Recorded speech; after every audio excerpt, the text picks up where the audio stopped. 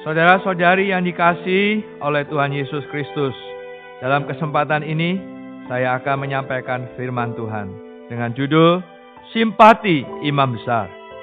Pembacaan Alkitab kali ini saya ambil dari kitab Ibrani pasal 4 ayat 15 dan 16. Sebab imam besar yang kita punya bukanlah imam besar yang tidak dapat turut merasakan kelemahan-kelemahan kita. Sebaliknya sama seperti kita, ia telah dicobai, hanya saja ia tidak berbuat dosa. Sebab itu, marilah kita dengan penuh keberanian menghampiri tahta anugerah, supaya kita menerima rahmat dan menemukan anugerah untuk mendapat pertolongan pada waktunya. Alkitab tidak hanya menyebut Tuhan sebagai juru selamat orang berdosa, tetapi juga sahabat orang berdosa. Sebagai sahabat orang berdosa, ia turut merasakan segala penderitaan yang dirasakan oleh orang berdosa. Ada kalanya Anda mengalami kesulitan, Anda merasa sendirian. Banyak wajah orang sekeliling yang membuat Anda kikuk dan serba salah. Banyak suara membuat Anda sedih. Keadaan di sekeliling Anda seolah semua berwarna kelabu. Tetapi ketahuilah, saat air bah dan gelombang besar menimpa Anda, Tuhan tidak saja menjadi juru selamat Anda, juga menjadi sahabat Anda. Dia bersama Anda merasakan kesulitan. Dia bersimpati kepada Anda. Dia bersama Anda melewati segala situasi. Bersimpati adalah ciri khas Tuhan ketika hidup di bumi.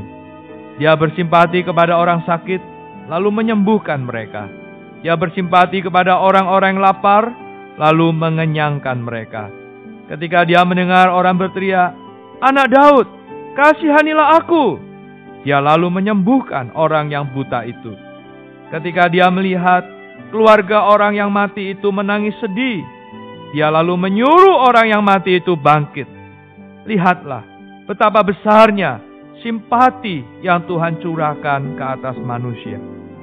Untuk menyatakan simpati kepada orang, setidaknya ada 3 syarat. Pertama, harus memiliki pengalaman. Untuk apa Tuhan Yesus melewati 30 tahun lebih di bumi yang penuh penderitaan?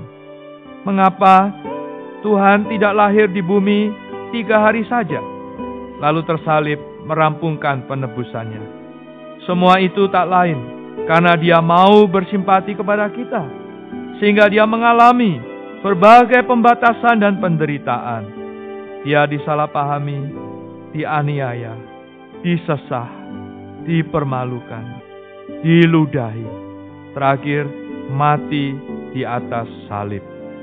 Dia menderita semuanya ini untuk mengalami pahit getir hidup manusia, sehingga dia dapat turut merasakan kelemahan-kelemahan manusia. Kedua, untuk menyatakan simpati kepada orang, selain mempunyai pengalaman, seseorang perlu mempunyai kasih.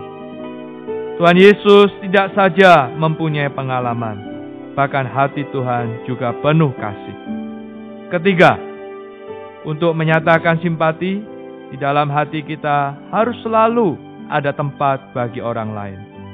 Ketika Tuhan Yesus di bumi, dia mempunyai satu ciri khas, yaitu dia melupakan keperluan dirinya sendiri. Hatinya tidak pernah memikirkan perkaranya sendiri. Di hati Tuhan selalu ada tempat bagi manusia. Tiap kali dia bersimpati kepada orang, hatinya seperti kertas yang putih. Soretan apa saja, gambar apa saja, bisa ternyata di atasnya. Puji syukur kepada Tuhan, hatinya selalu tersedia untuk orang lain, tersedia bagi Anda dan saya. Teman-teman kita di bumi, ada kalanya memang bisa membantu, meringankan beban berat kita. Tetapi teman yang di surga ini setiap hari siap memikul beban berat kita. Dia tidak saja dalam perasaan ikut memikul beban berat kita, bahkan secara real memikul beban berat kita. Dia bersimpati kepada kita, dia juga memberi karunia kepada kita. Hari ini, meskipun secara jasmani dia tidak berada di sini, tetapi hatinya tetap tersedia bagi kita. Sebab itu, marilah kita percaya dan bersandar kepadanya, menerima perhentian darinya. Sekarang, ikuti saya berdoa. Tuhan Yesus, aku datang padamu, Sang Imam Besar.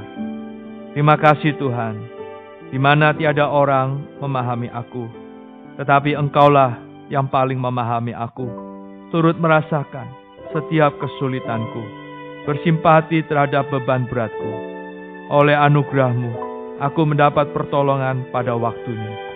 Syukur padamu Tuhan, aku memuji-Mu, memuliakan-Mu. Di dalam nama Tuhan Yesus. Amin. Demikianlah firman Tuhan.